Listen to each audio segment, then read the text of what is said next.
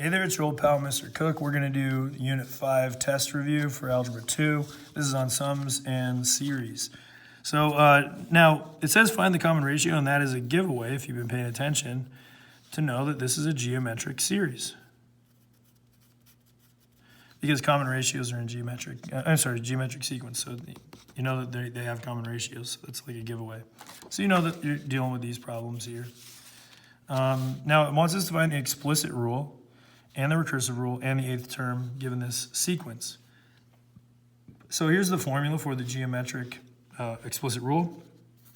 AN is equal to A1 times parentheses R to the power of n minus 1. So what we need are R, the common ratio, and A1, the first term. Well, the first term is easy. It's just that value 3 there. So let's replace this A1 with a 3. And then R is the number that you keep multiplying by to get to the next term. So if I go from 3 to 18, I need to multiply by 6. From 18 to 108, I multiply by 6. So 6 is my common ratio. So that's the number that goes in the parentheses there. And there's my explicit rule. Just like that. Pretty easy. I also know the common ratio now. R is equal to 6. So that answers 2 of my questions. Now let's do the recursive formula. So the recursive formula is right here. AN equals AN minus 1 times the common ratio R. And then we also need the first term because it's a two-part equation to write out the recursive form. So once again, I just need the first term, which is 3, so that goes here. There we go. And then I need the common ratio, which I already found is 6, so that goes here. And just like that, I am done with the recursive rule. The last thing that I need is the eighth term. So to find the eighth term, I plug that into the explicit rule. So I'm going to plug in 8 for n. So A8 is equal to 3 times 6 to the 8 minus 1. So let's type that into the calculator. So 3 times 6 to the power of 8 minus 1 is 7, so 7. Enter and I get my number. So my eighth term is 839,808. So there's the eighth term. Now let's move on to number 7. Given the explicit formula, so the explicit formula for a geometric sequence, so that's all this stuff here. And there's the explicit rule. Find the common ratio. Well, the common ratio is the number that's the base on the exponent, so it's 2. So that's pretty easy. R equals 2. I also need to find the eighth term and the recursive formula. So the eighth term is easy, just plug in 8. So A8 is equal to 4 times 2 to the 8 minus 1. Then, calculator time. So 4 parentheses 2 to the power of 8 minus 1 is 7. So that's 512. The eighth term is 512. Excuse me. So next up, find the recursive formula. So here's the equation for the recursive formula. AN is equal to AN minus 1 times R. And then also A1 is equal to some number. So A1 is our first term. If you look on the geometric sequence explicit formula, it actually tells you the first term.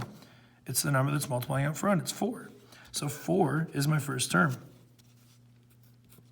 Our common ratio, we already found that. That's 2, so I put 2 right here. And that's my recursive formula. Easy stuff, right? That's it for number 7. Now let's go ahead and move on to the next problem. Number 8. So given the recursive formula for a geometric sequence, so geometric, recursive, that's this one. Find the common ratio. All right, the common ratio is the number that's multiplying, so it's 3. R equals 3. Easy.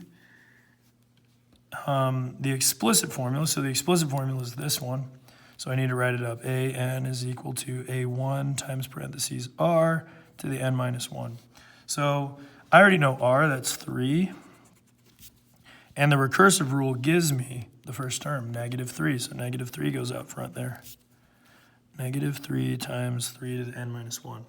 There is the explicit rule.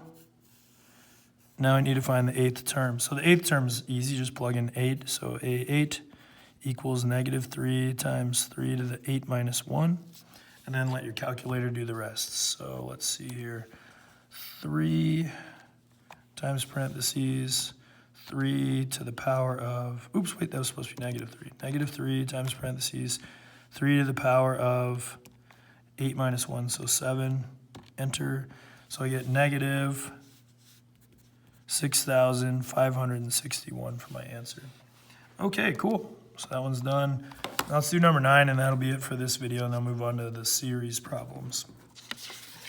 So evaluate the related series of each sequence using the formula. So we have to use one of these formulas. Now, you can check your work by just adding these up, because that's what the series is, really asking you to find. So add them up. 16 plus 25 plus 34 plus 43 plus 52 plus 61, and we get a total of 231. So that's going to be what it's going to equal out to.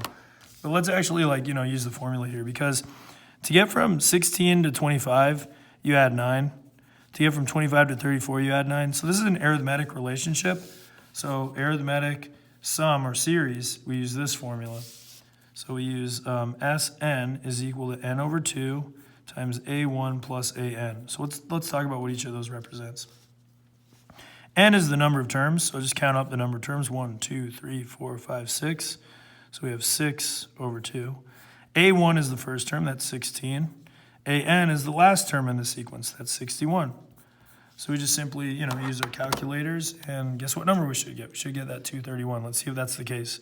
6 over 2, parentheses, 16 plus 61, 231, sure enough. So that's getting the sum, and that's showing your work with the formula.